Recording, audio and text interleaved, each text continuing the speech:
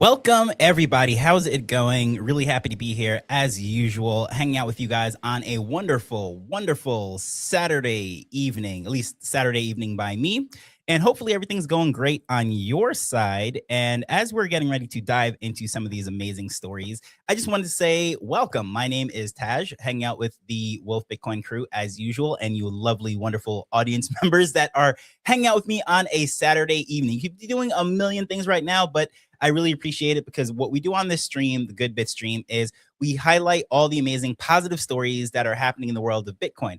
We like to focus on the circular economies, the technology that's allowing the adoption worldwide, and of course, just some good feel good stories, if you will, within the whole Bitcoin ecosystem that has nothing to do with charts, nothing to do with geopolitics or anything of that nature, just good vibes. So happy to be here with you. And I will kick it off with this amazing story. You see this really cool graphic. Kind of reminds me of those Where's Waldo type of graphics back in the day. If you are of a certain age that used to play those Where Waldo games in the books. But this graphic is just really cool. It is from West Park, which is doing some education there in El Salvador with Bitcoin. Now, the interesting thing about this is as we kind of scroll into this, diving straight into this story, is that we're helping institutions understand and communicate Bitcoin. But we're not just talking about banks and financial institutions. In this particular case right here, we are speaking about education that's happening within the school. So I find this story very, very interesting and worth highlighting because what's happening in El Salvador, of course, everyone knows that that is the first nation state to really adopt what's going on within this world of Bitcoin. But what's really exciting with this is they're implementing this within the education system. Now, a lot of times you hear about these tech clubs. I remember when I was in high school and even junior high school, there was computer club, there was coding club, and all these different ones. But this is not just an after school program for techies. This is being integrated into the curriculum. So I think that's just really cool and worth highlighting right here that this program is actually putting textbooks and classes and different workshops and interactive content, if you will, right in the classroom. So students can not only understand Bitcoin, because yes, it's great understanding Bitcoin. That's why we're here. We love this stuff. However, it goes even deeper than that.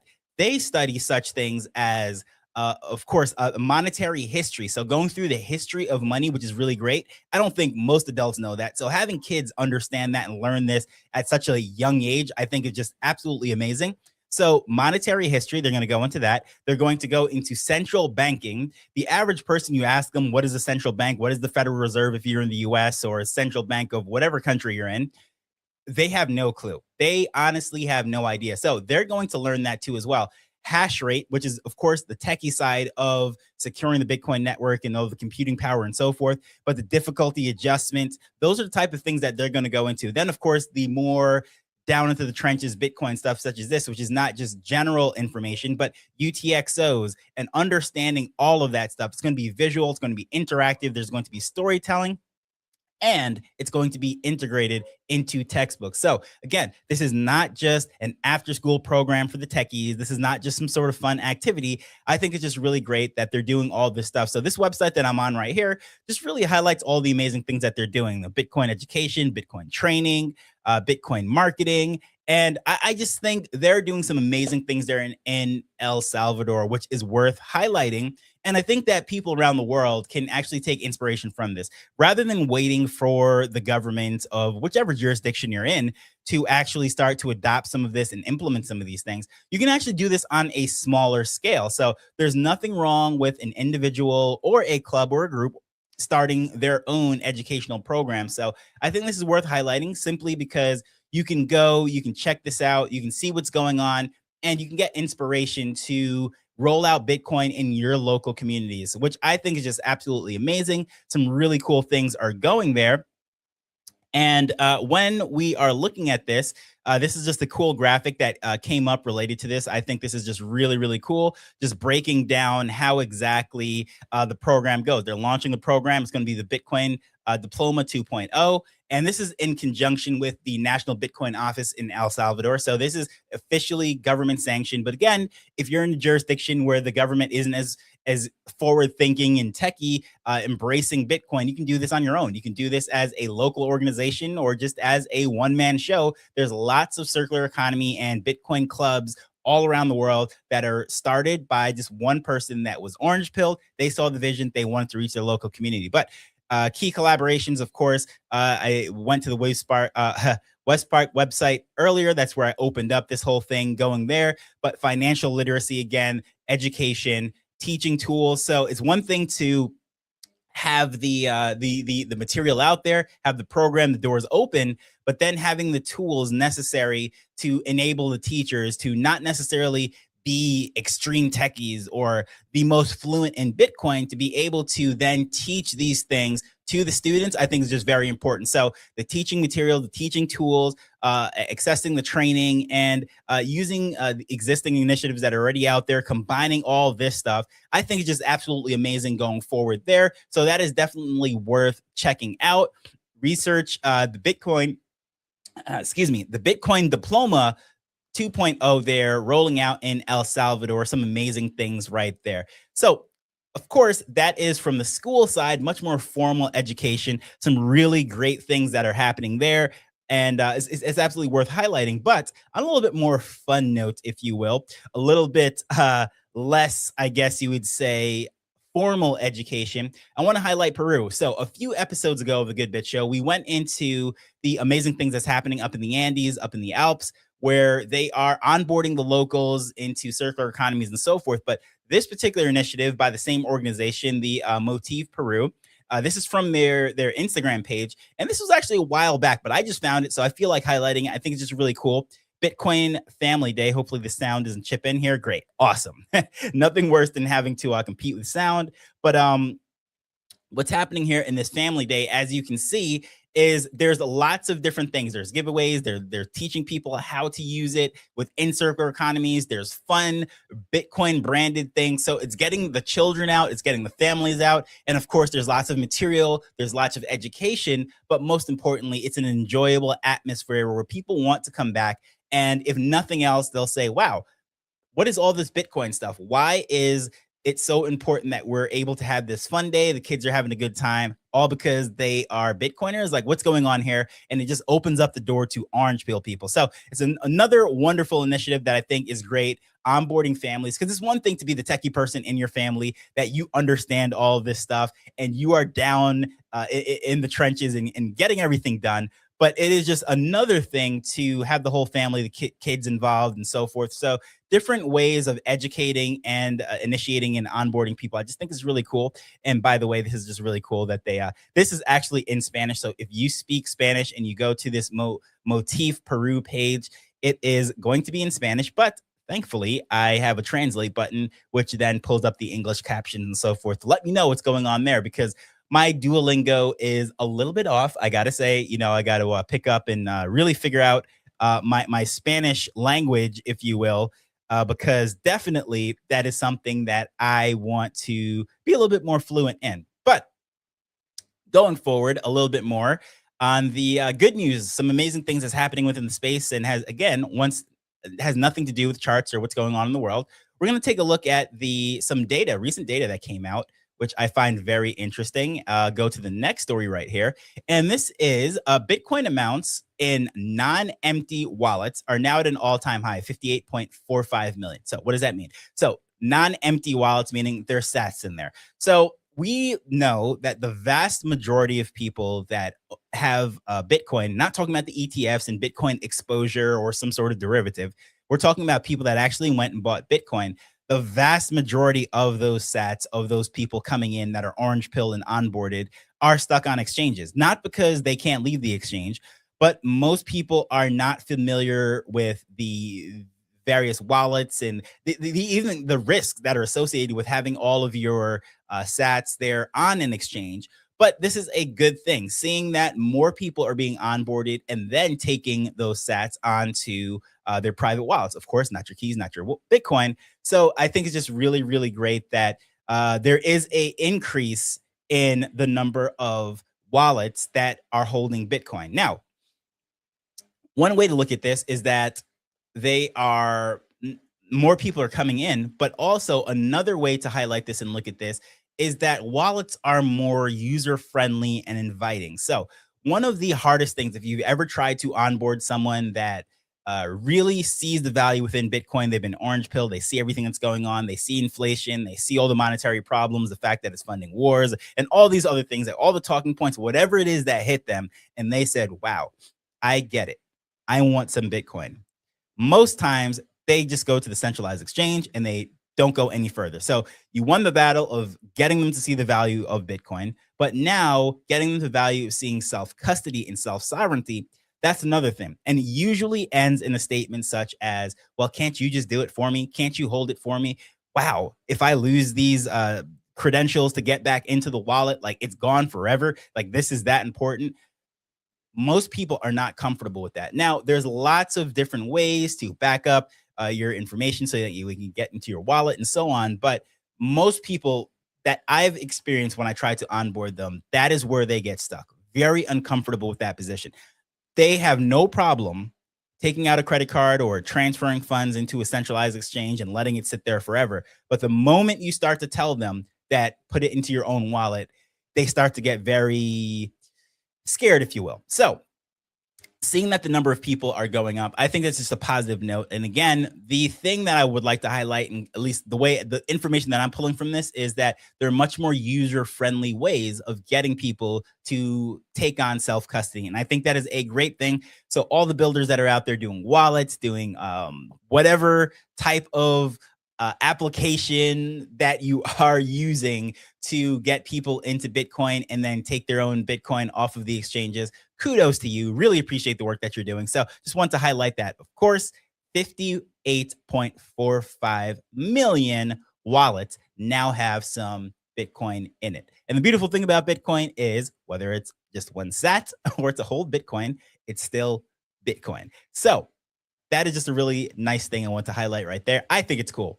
So another thing that I want to highlight, let's jump over to this tweet, or this post, I should say, that was put out by Strike. So if you're not familiar with Strike, they have all sorts of nice services, if you will, to get people involved in Bitcoin. However, it was not available in New York. Now, as someone who spent many, many years living in New York, let's just say they weren't the most embracing, their doors weren't the most open to Bitcoin. I have a theory personally, and this is like no conspiracy theory. I think anyone with observation skills can just kind of deduce this on their own, is that Wall Street, the banking system, and everything is so strong. And of course, the mecca of it all is New York. Therefore, lobbyists, politicians, different interest groups, and so on would want to preserve the hedge around what they already have built. But I think as Bitcoin and all this tech, whether it is stable coins and all this stuff, is coming into more people's psyche, they're understanding this. They want it more. There's more demand. They're realizing that opportunity is at the door, where they have to let this stuff in, or these businesses and people and the funds that could come from the businesses that are generating using this technology will go to Florida, will go to other stores, other states, Texas, and all these other places that you'll see much more friendly and open Bitcoin legislation. But anyways, going back to the story, Strike. New York, we're here, right? So Strike, they're coming in, and I just, first of all, I just want to say what Strike does. They allow you to buy, sell Bitcoin. You can automate your dollar cost averaging. That's what the DCA is. You can set your target orders, you know, the prices that you want to actually get into and so forth. You can pay your bills, which I think is like really cool. A bill pay service using Bitcoin. Now, if you're around the world, these bill pay services, there's a million varieties of them. But usually, if you're in the States, you're in Europe, some other places. I really shouldn't speak about Europe too much. I only have family that's in the UK. But so Europe obviously is a continent, but my family and those that are on the States, we know that like you just go to the whichever service, and you put in your credit card, your debit card, or whatever it might be. But in a lot of places around the world, including where I'm at right now in Jamaica, like there's these bill pay services everywhere. You can go in there, you pay with your cash, you pay with whatever, or you can even go to like a supermarket and buy these like prepaid phone card types of things to pay your bills. But anyways, bill pay services using Bitcoin is something that I think could be very beneficial to Americans, in the sense that if you're starting to adopt Bitcoin, you have a lot of Bitcoin, and you want to use your Bitcoin as it is intended to be used, of course, you can pay your bills in it and so on. And I know, touchy subject to some hodlers, if you will. Why would you ever spend that? But again, if you are a business, you are a person that is being paid in Bitcoin. Let's say you don't even start a business. Let's say you are a coder, a contractor, content creator, whatever it might be, and you're working for a Bitcoin company and they're paying you in Bitcoin. Well, guess what, my friend? You have bills to pay. You have all sorts of things that you need to spend that Bitcoin on, including food, your housing, your gasoline, whatever it might be. So you're going to have to spend your Bitcoin. So allowing bill pay using Bitcoin and services such as this, I think is just very cool, because I know some people, believe it or not, in the States that use Strike because they are paid in Bitcoin, or that they end up depositing their checks in there, and like they buy their Bitcoin through there, and they just use the services that are there. But it's just really cool that that is now open to New York. And of course, here they have the Statue of Liberty. So liberty is finally there in New York. And when I say liberty, I mean like the freedoms that come with self-sovereignty, having your own money, and et cetera, et cetera, et cetera. So really cool stuff there. And congratulations to the strike team and everybody that's doing that. I shouldn't even say congratulations to the strike team. I should say congratulations to my fellow New Yorkers, because funny story, when I was there, this is when I first tried to open up my account. I believe it was a Robinhood account at the time.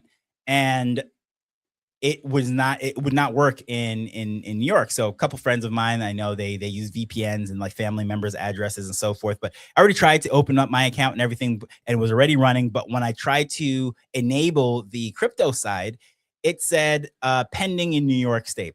Well, I ended up moving from New York. I was living in Jamaica for years and years and years and years, when finally I was visiting the States one day, and a conversation came up, and I said, let me see if this thing actually works. I opened it up, go over to the crypto section. Sure enough, it still says pending. So it was probably pending for, I don't know, 7 years before it was finally approved. So now, yes, it is open and I could use it in New York State. But the funny thing is, the address that I would be using, because when I am stateside, it's no longer in New York anyway. So it didn't matter to me. But my friends that are still in New York, congratulations to you. Bitcoin is finally, the regulations are finally opening up for you to get into Bitcoin and various services and so forth. So let me take a time to look over here really quick and see if there's any comments coming in. And unfortunately, there is not anything flowing in that's connected. So I'm wondering if this is another one of those times when the tech, if you will, of X is not connecting, because I'm not seeing the comments. So yes, there are actually comments coming in when I go onto here. So interesting, really, really, really interesting. So, anyways, before I go back to that, because of course we're streamed to YouTube as well, but I just wanted to say that we are a really interesting time where adoption is starting to spread. Things are starting to get a lot more interesting, if you will. It's easier for people to come in. And I just think services like this are just really, really cool. So, what I would like to go to next, now, this kind of bridges both sections of the circular economies, which I'm kind of speaking about right now, spending your Bitcoin, using Bitcoin, small businesses and merchants and so forth. But then also, this is going to dive into the tech side of things, which I think is actually really cool. Now, one of the, I guess you would say, reservations of people when they have Bitcoin, we're talking about spending it all around the world, developing nations, and so on, is, well, what if someone doesn't have a smartphone? What if they do not have internet access? Which is a real valid question. Valid question. Which, believe it or not, though, around the world, a lot of developing countries, developing nations, the global south, whatever term you want to use, anything but third world, because if you look up the history of third world, that's a Cold War term, and it evolved over time. But anyways, whatever, third world, developing nations, whatever it is that you want to use to describe the countries that aren't, in the G7 and whatever else, like the global movers and shakers of the world, I would say that is it they have skipped over laptops and desktop computers and went straight to smartphones, and that's how they connect to the internet. But there's still a lot of people that have feature phones, and this product right here, which is the title of the stream, is sending Bitcoin using a dumb phone, if you will, aka a feature phone. Now, this I think is just very, very cool. This is called Machankura, excuse me. Kind of difficult to pronounce when the first time you say this, but I've heard about this so many times in various African Bitcoin spaces and from various community members that I've spoken to. But I did not realize if you go to the website, which is 8333.mobi, you can test this thing out. There is a demo right on screen of this, of how the Machankura app, if you will, on a feature phone allows people to send Bitcoin, receive Bitcoin, and all sorts of different things. So what I'm going to actually do is just pretend right here. I'm going to click on the screen. I'm going to say I want to send some Bitcoin. Number one. Whoops. There we go. I forget how feature phones work. Click reply, of course. Insert the number, which was that number one. Then you click send. That's how feature phones, we call these bangers over here in Jamaica. We say a banger's phone. But so here we go. How many sats would you like to send? The last time I sent sats to someone was 1,500 because I was tipping my barber actually. So 1,500 sats. Yes, I pay my barber in cash and I tip him in a little bit of sats. And yeah, so in case you're wondering, like, how cheap is that? Like, this is Jamaica, my friend. So actually, he's well taken care of. But anyways, I sent him 1,500 sats. So I just put that in here right here. The phone number. This is how you're going to use it. Enter your phone number of the Lightning wallet, which is just really cool. 876, because I'm in Jamaica, of course. This doesn't work in Jamaica, by the way, but I am just going to put a Jamaican number 1, 2, 3, 4, 5, 6, 7. So 876, 1, 2, 3, 4, 5, 6, 7. Going to send it. Enter the PIN. And of course, everybody uses PIN 1, 2, 3, 4 because it is extremely secure. Going to click send. By the way, don't ever use that 1, 2, 3, 4 or 1111, whatever it is. But yes, your sats have been sent successfully. You will receive an SMS with the confirmation shortly. So simple as that. I just sent 1,500 sats to an imaginary person using a feature phone using this Machankura app. So we're going to go back to it right now, and let's take a look at like account details. By the way, I've only tested the send feature before I went live, so I'm going to be doing this live, learning exactly how this thing works. Let's see how it would be to receive. So if I was receiving, let's see. Oh yeah, reply to the receive, click send. And oh, there we go. There's our information that comes up. Your Lightning address is a number at 888.mobi. Of course, the information, that's what I would give to the person. Really interesting there. Or of course, the phone number. So SMS Lightning address. Let's just see how that actually pulls up. I'm going to say reply 3. I want to see the SMS Lightning address to see how that comes up. Then we're going to hit there. Oh, an error option. Please try again. I guess because it's not live, but let me just try it again just to see, make sure I didn't do anything wrong. But maybe because this is just a demo, it's not showing you. Yeah.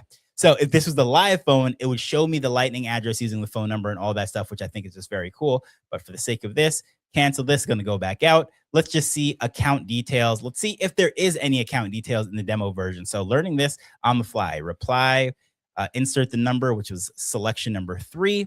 And now, okay.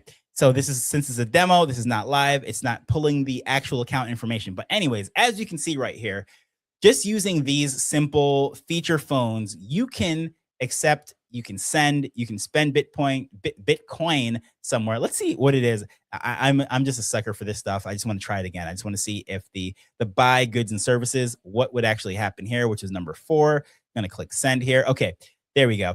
I really want to try this live. I want to get one of these live ones. And last thing I'm just going to try again. I'm going to see if we reset the pin and so on.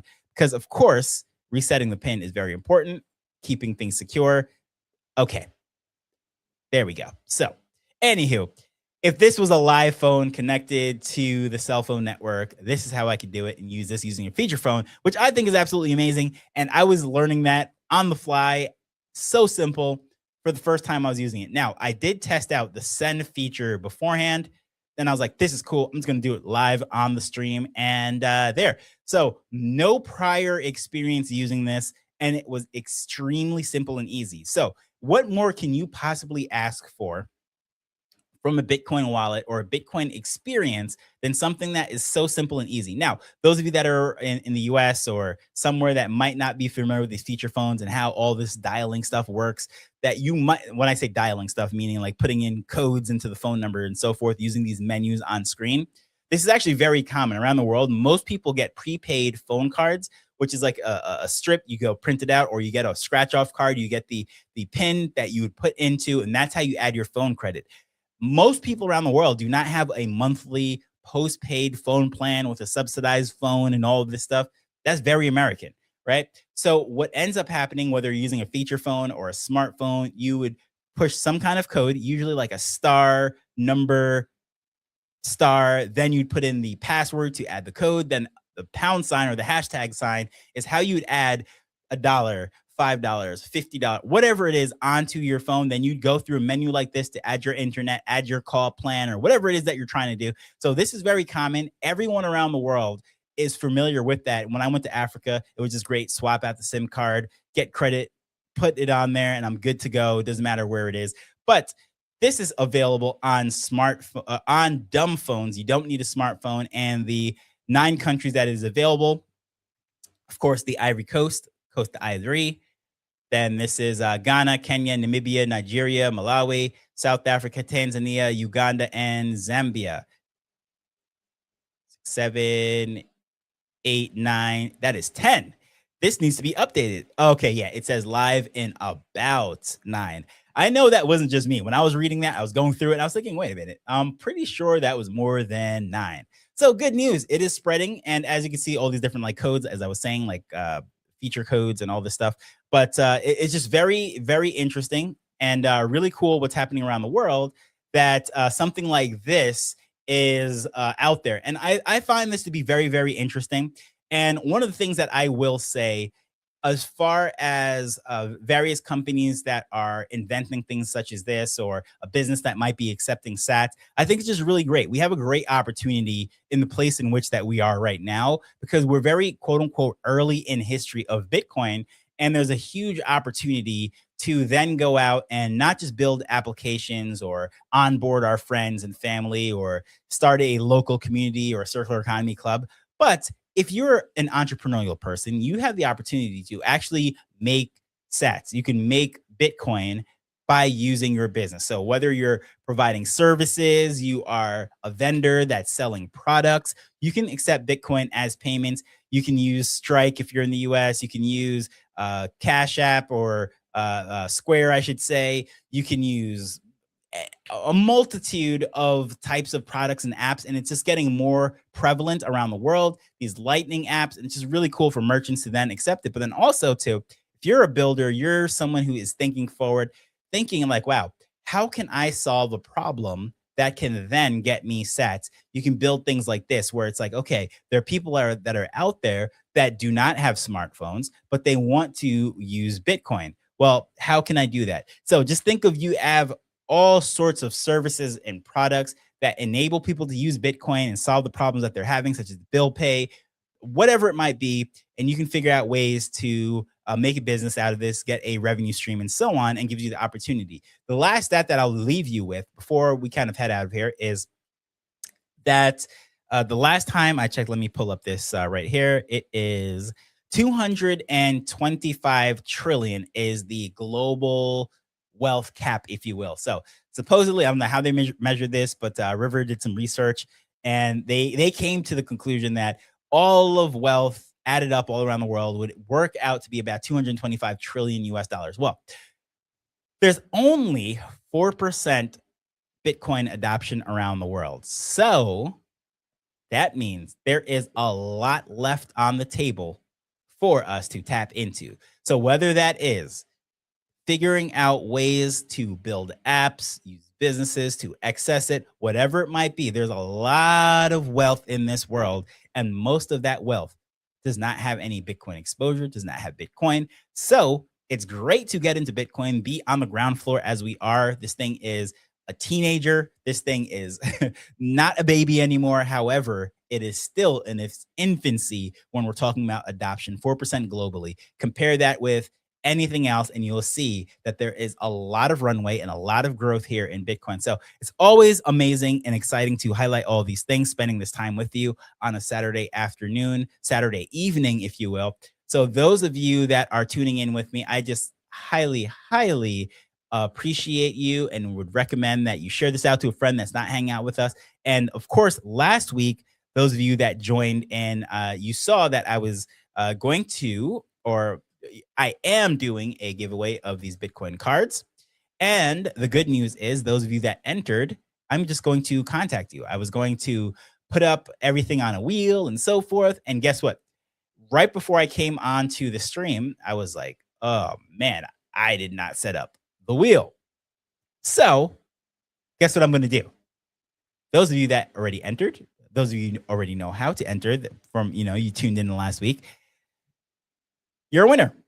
As simple as that. So because of my my absent-mindedness, if you will, in the sense that I didn't have the screen already pulled up with it ready to go, I'm just going to reach out to each and every one of you. I just want to say thank you for spending all this time with us.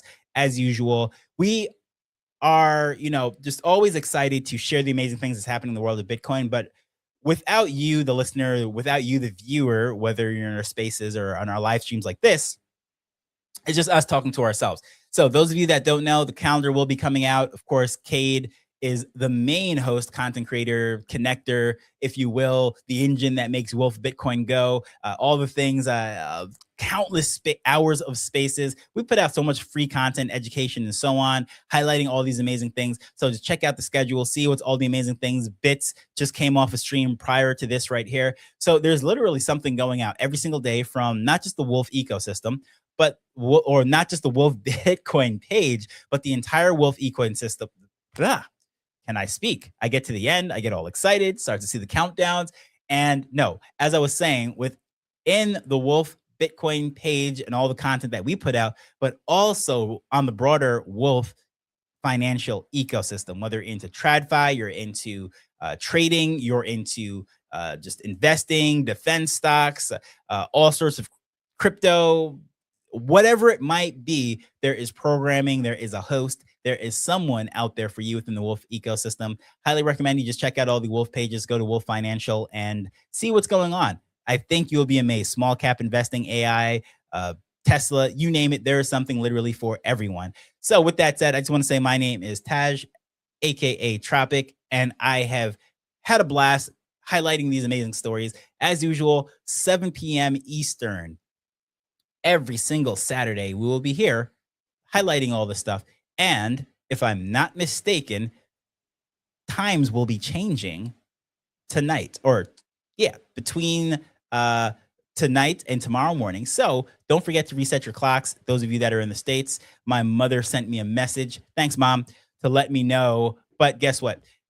We don't change times here in Jamaica, but it's going to mess up everything when I'm syncing with everyone that's in the US. So appreciate the reminder, Mom. And I want to remind all of you guys that are out there that times will be changing. But of course, the schedule stays the same. Of course, it is still going to be in Eastern time, how we advertise when our spaces are coming. And this show, of course, is no different. So we'll see you at 7 p.m. Eastern Standard Time next Saturday. This has been another episode of Good Bits. Really appreciate every single one of you. And I will see you next week.